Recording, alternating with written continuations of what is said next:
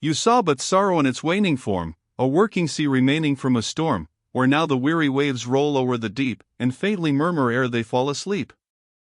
Dryden.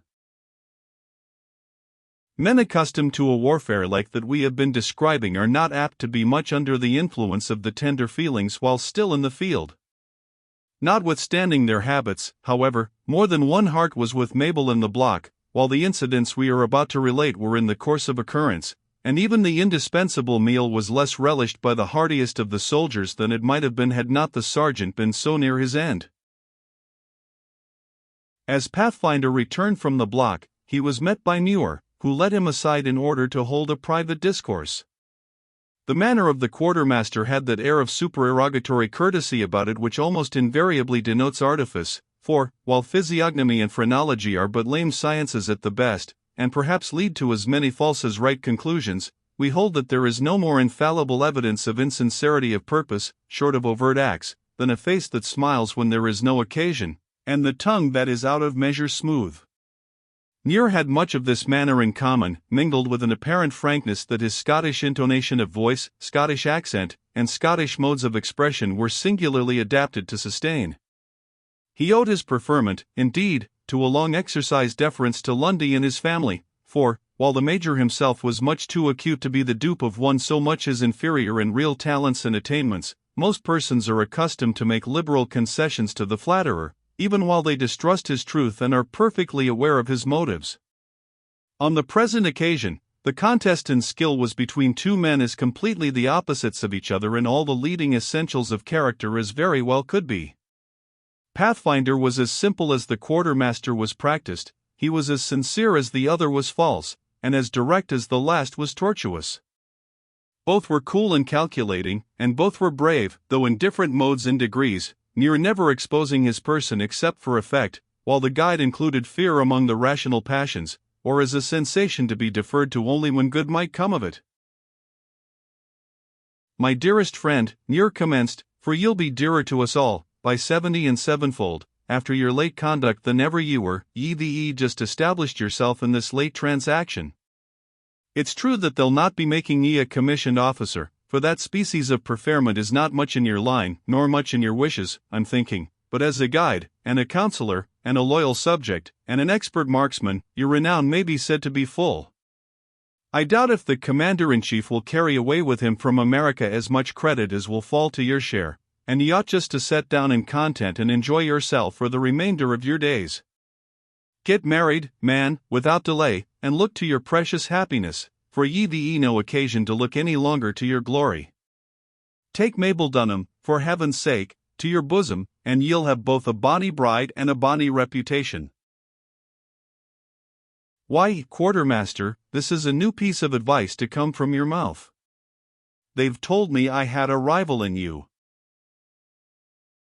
And ye had, man, and a formidable one, too, I can tell you, one that has never yet courted in vain, and yet one that has courted 5 times.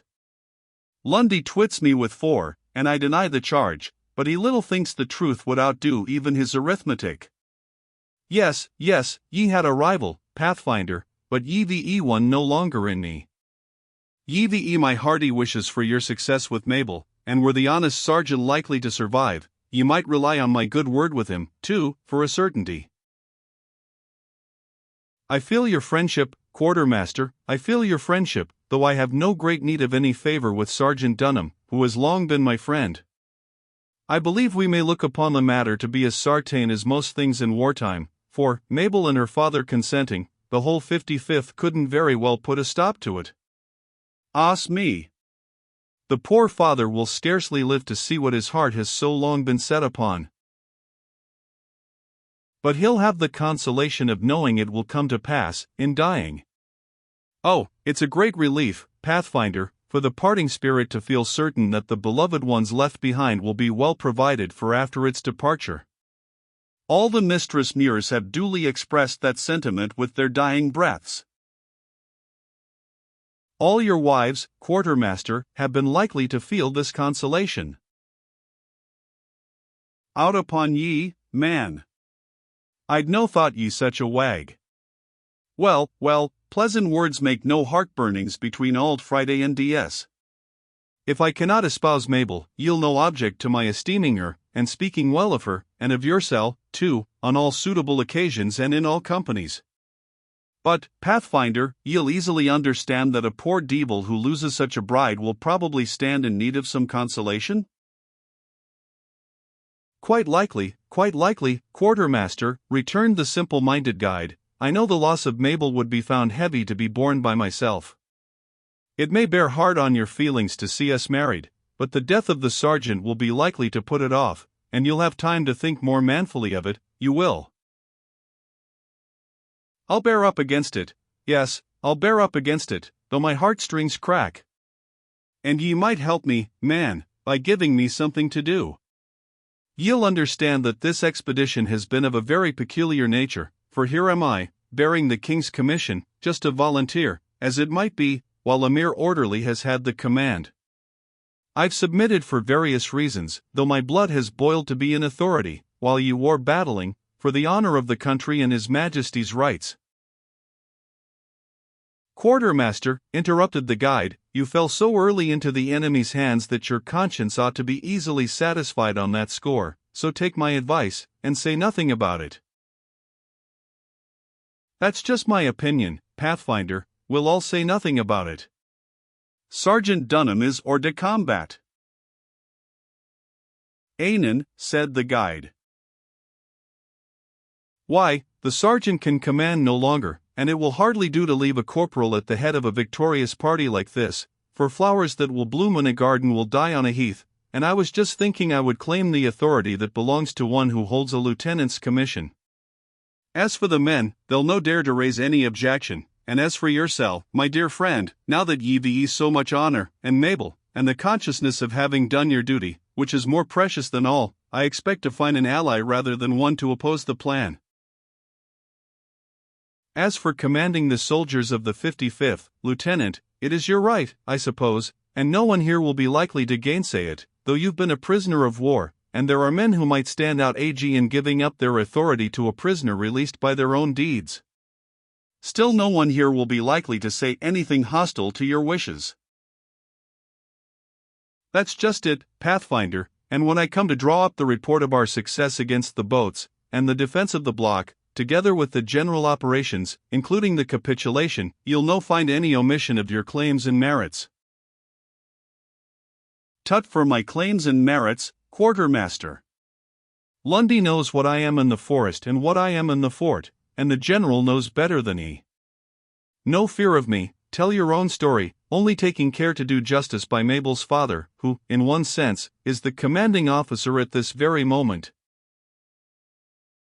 Nero expressed his entire satisfaction with this arrangement, as well as his determination to do justice by all, when the two went to the group assembled round the fire.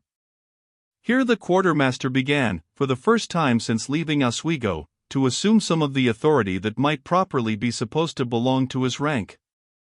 Taking the remaining corporal aside, he distinctly told that functionary that he must in future be regarded as one holding the king's commission, and directed him to acquaint his subordinates with the new state of things. This change in the dynasty was effected without any of the usual symptoms of a revolution, for, as all well understood the lieutenant's legal claims to command, no one felt disposed to dispute his orders.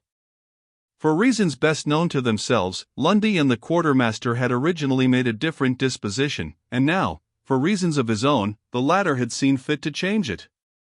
This was reasoning enough for soldiers, though the hurt received by Sergeant Dunham would have sufficiently explained the circumstance had an explanation been required. All this time Captain Sanglier was looking after his own breakfast with the resignation of a philosopher, the coolness of a veteran, the ingenuity and science of a Frenchman, and the veracity of an ostrich. This person had now been in the colony some 30 years, having left France in some such situation in his own army as Muir filled in the 55th. An iron constitution, perfect obduracy of feeling, a certain address well suited to manage savages, and an indomitable courage, had early pointed him out to the commander-in-chief as a suitable agent to be employed in directing the military operations of his Indian allies. In this capacity, then, he had risen to the titular rank of captain, and with his promotion had acquired a portion of the habits and opinions of his associates with a facility and an adaptation of self which are thought in America to be peculiar to his countrymen.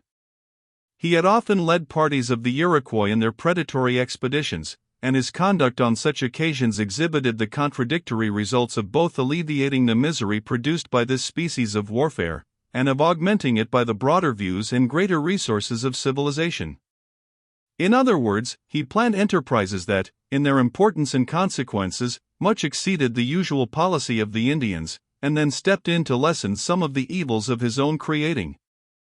In short, he was an adventurer whom circumstances had thrown into a situation where the callous qualities of men of his class might readily show themselves for good or for evil, and he was not of a character to baffle fortune by any ill-timed squeamishness on the score of early impressions, or to trifle with her liberality by unnecessarily provoking her frowns through wanton cruelty. Still, as his name was unavoidably connected with many of the excesses committed by his parties, he was generally considered in the American provinces a wretch who delighted in bloodshed, and who found his greatest happiness in tormenting the helpless and the innocent, and the name of Sanglier, which was a sobriquet of his own adopting, or of Flint Heart, as he was usually termed on the borders, had got to be as terrible to the women and children of that part of the country as those of Butler and Brant became at a later day. The meeting between Pathfinder and Sanglier bore some resemblance to that celebrated interview between Wellington and Blucher which has been so often and graphically told. It took place at the fire, and the parties stood earnestly regarding each other for more than a minute without speaking. Each felt that in the other he saw a formidable foe, and each felt, while he ought to treat the other with the manly liberality due to a warrior, that there was little in common between them in the way of character as well as of interests. One served for money and preferment, the other, because his life had been cast in the wilderness, and the land of his birth needed his arm and experience. The desire of rising above his present situation never disturbed the tranquility of Pathfinder, nor had he ever known an ambitious thought, as ambition usually betrays itself, until he became acquainted with Mabel. Since then, indeed, distrust of himself, reverence for her, and the wish to place her in a situation above that which he then filled, had caused him some uneasy moments, but the directness and simplicity of his character had early afforded the required relief, and he soon came to feel that the woman who would not hesitate to accept him for her husband would not scruple to share his fortunes, however humble. He respected Sanglier as a brave warrior, and he had far too much of that liberality which is the result of practical knowledge to believe half of what he had heard to his prejudice, for the most bigoted and illiberal on every subject are usually those who know nothing about it, but he could not approve of his selfishness, cold-blooded calculations, and least of all of the manner in which he forgot his white gifts, to adopt those that were purely red. On the other hand, Pathfinder was a riddle to Captain Sanglier.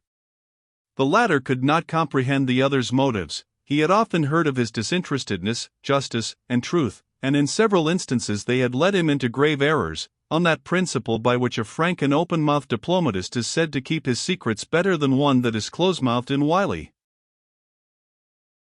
After the two heroes had gazed at each other in the manner mentioned, Monsieur Sanglier touched his cap, for the rudeness of a border life had not entirely destroyed the courtesy of manner he had acquired in youth, nor extinguished that appearance of bonhomie which seems inbred in a Frenchman. Monsieur le Pathfinder, said he, with a very decided accent, though with a friendly smile, on militaire honor le courage et la loyauté. You speak Iroquois? I understand the language of the reptiles, and can get along with it if there's occasion, returned the literal and truth-telling guide, but it's neither a tongue nor a tribe to my taste. Wherever you find the Mingo blood, in my opinion, Master Flintyheart, you find a knave.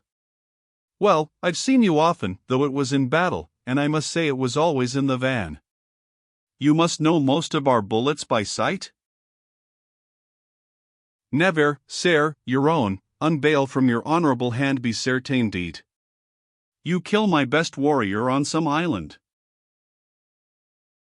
That may be, though I dare say, if the truth was known, they would turn out to be great rascals. No offense to you, Master Flintyheart, but you keep desperate evil company. Yes, sir, returned the Frenchman, who, bent on saying that which was courteous himself, and comprehending with difficulty, was disposed to think he received a compliment, "You too good." But unbrave always comes ca. What that mean? Ha! What that jeune do? The hand and eye of Captain Sanglier directed the look of Pathfinder to the opposite side of the fire, where Jasper, just at that moment, had been rudely seized by two of the soldiers, who were binding his arms under the direction of Muir. "What does that mean, indeed?" cried the guide, stepping forward and shoving the two subordinates away with a power of muscle that would not be denied. "Who has the heart to do this to Jasper Odouse? And who has the boldness to do it before my eyes?" "It is by my orders, Pathfinder," answered the quartermaster, "and I command it on my own responsibility." "Ye'll no tack on yourself to dispute the legality of orders given by one who bears the king's commission to the king's soldiers?" "I dispute the king's words, if they came from the king's own mouth. Did he say that Jasper deserves this? Has not the lad just saved all our scalps, taken us from defeat, and given us victory?" "No, no, Lieutenant, if this is the first use that you make of your authority, I, for one, will not respect it." "This savors a little of insubordination," answered Muir, "but we can bear much from Pathfinder. It is true this Jasper has seemed to serve us in this affair, but we ought not to overlook past transactions. Did not Major Duncan himself denounce him to Sergeant Dunham before we left the post? Have we not seen sufficient with our own eyes to make sure of having been betrayed? And is it not natural, and almost necessary, to believe that this young man has been the traitor? Ah, Pathfinder! Ye'll no be making yourself a great statesman or a great captain if you put too much faith in appearances. Lord bless me! Lord bless me! If I do not believe, could the truth be come at, as you often say yourself, Pathfinder, that hypocrisy is a more common vice than even envy, and that's the bane of human nature." Captain Sanglier shrugged his shoulders, then he looked earnestly from Jasper towards the quartermaster, and from the quartermaster towards Jasper. "I care not for your envy, or your hypocrisy, or even for your human nature," returned Pathfinder. "Jasper Odouse is my friend. Jasper Odouse is a brave lad, and an honest lad, and a loyal lad, and no man of the 55th shall lay hands on him, short of Lundy's own orders, while I'm in the way to prevent it. You may have authority over your soldiers, but you have none over Jasper and me, Master Muir." "Bon," ejaculated Sanglier, the sound partaking equally of the energies of the throat and of the nose. "Will ye no hearken to reason, Pathfinder? Ye'll no be forgetting our suspicions and judgments, and here is another circumstance to augment and aggravate them all. Ye can see this little bit of bunting. Well, where should it be found but by Mabel Dunham, on the branch of a tree on this very island, just an hour or so before the attack of the enemy, and if ye'll be at the trouble to look at the fly of the Scud's ensign, ye'll just say that the cloth has been cut from out it." Circumstantial evidence was never stronger. "Ma foi, c'est un peu fort, Cece," growled Sanglier between his teeth.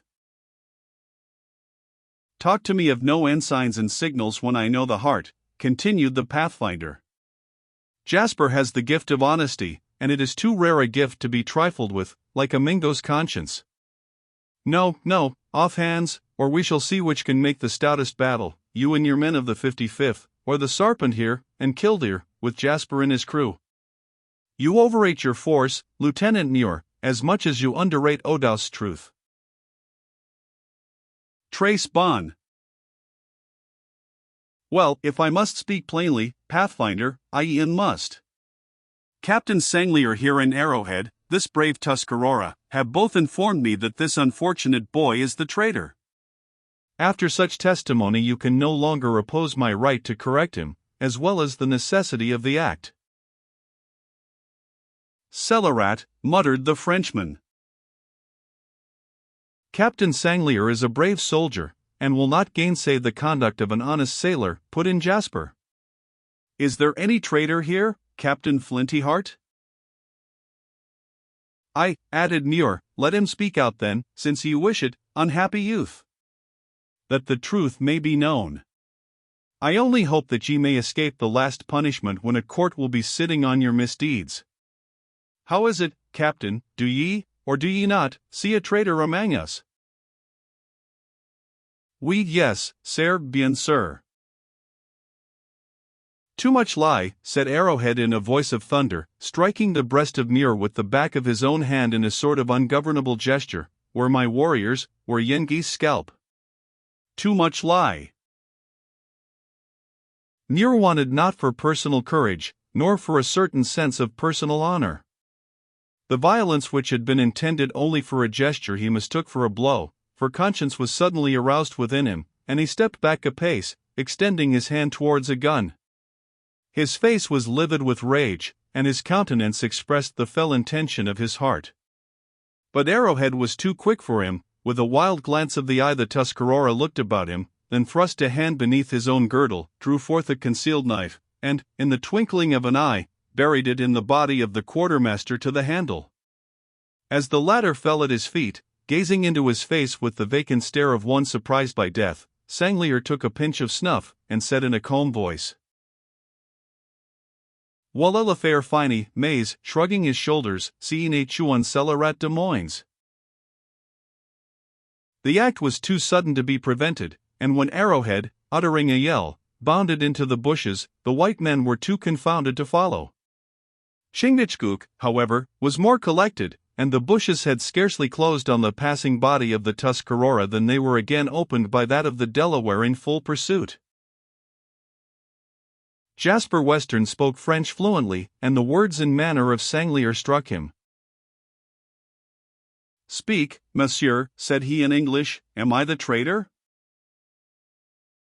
Le voilà, answered the cool Frenchman, dat is our espion, our agent, our friend, ma foi citate un grand cellerat voici.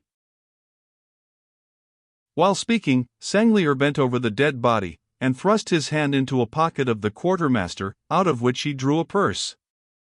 Emptying the contents on the ground, several double louis rolled towards the soldiers, who were not slow in picking them up.